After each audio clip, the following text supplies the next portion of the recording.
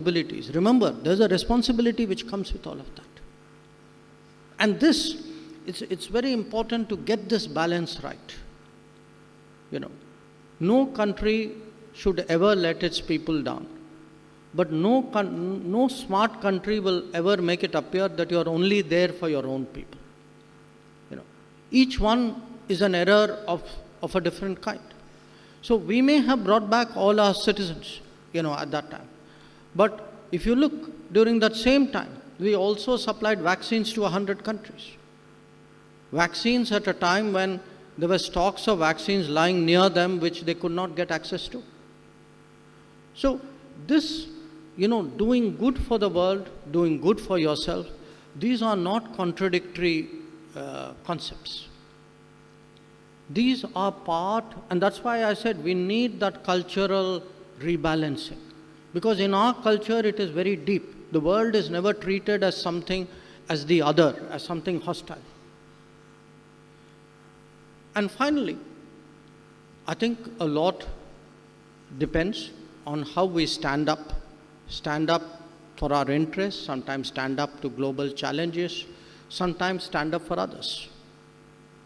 And here too, in the last decade, we have stood up when it comes to terrorism. Contrast what happened when Mumbai got attacked in 26/11 with the responses at Uri and Balakot. Or look really at the counter deployment that we did on the Ladakh border, our willingness even today. There are troops today deployed round the year at very high altitudes, at very low temperatures. And to keep them up there and keep them in the right mode to be effective is not a small challenge. But it can also be political pressures. And, we've had this big debate on Ukraine. And there were countries who were securing their interests and asking us to make sacrifices. So there was a time, and it wasn't again, I didn't do this, I can say, just as an Indian issue. Because I know today a large number of other countries are in a similar mode.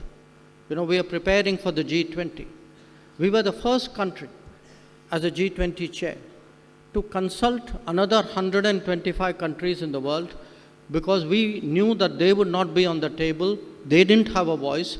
They had very pressing concerns, and they had a genuine sense of grievance that their concerns were not being listened to in the world. So this is the kind of preparation that we need to do to prepare for the period that lies ahead. I am very confident that in this Amrit Kal, we will certainly emerge as a leading power, that we would move towards becoming a developed nation. And, the economics points in that direction, the demographic points in that direction, the technology, the skills point in that direction. But sometimes you need an X factor, an X factor which gives you that additional boost, that better, stronger compass to go ahead. And I think that X factor today really is the vision of the leadership, their ability to understand the world and be ambitious about our prospects. I think that X factor also comes from an understanding of the power of technology, because I think that is really something which will play an increasingly important role. And that X factor finally comes from being optimistic about ourselves. There are many debates going on in this country. This is not a political forum. But to me, when I look at this, I hear these debates. At the end of the day, the debates for me is, do you have an optimistic vision about where India is going, or do you have a dark, pessimistic vision? Clearly, on which side I stand on this. So once again, I really thank you today for this opportunity to share some of these thoughts. I can only say, for me, these are very, in a way, very enjoyable experiences, because, when you go out and represent your country, which I must tell you is a very special feeling. When you represent the country, if you feel, if you experience that you are speaking really after having interacted with the future of your country, it's a very different sense of confidence with which you deal with the world. So once again, really, thank you for this opportunity.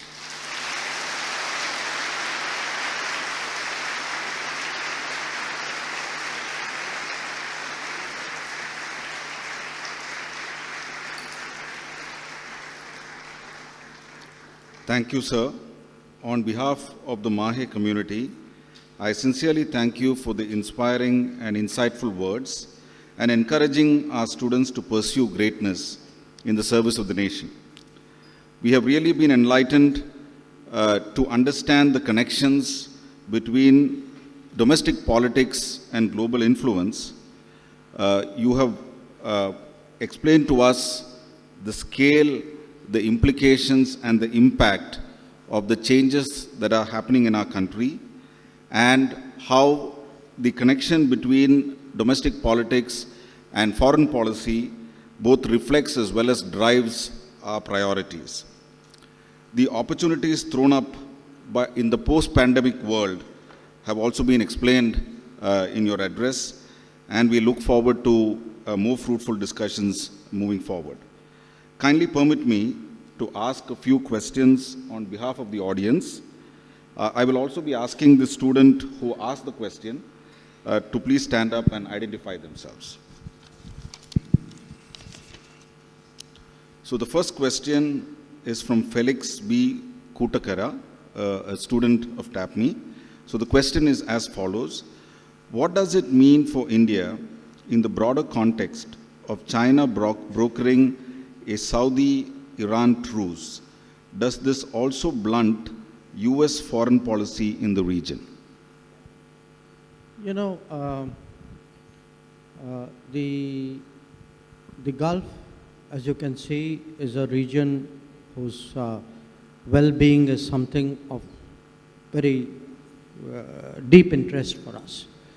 Deep interest for us because partly energy, proximity, the trade, but also because something like about 8 million Indians live in that region. So when we see frictions, when we see tensions, sometimes conflict, it is a matter of concern.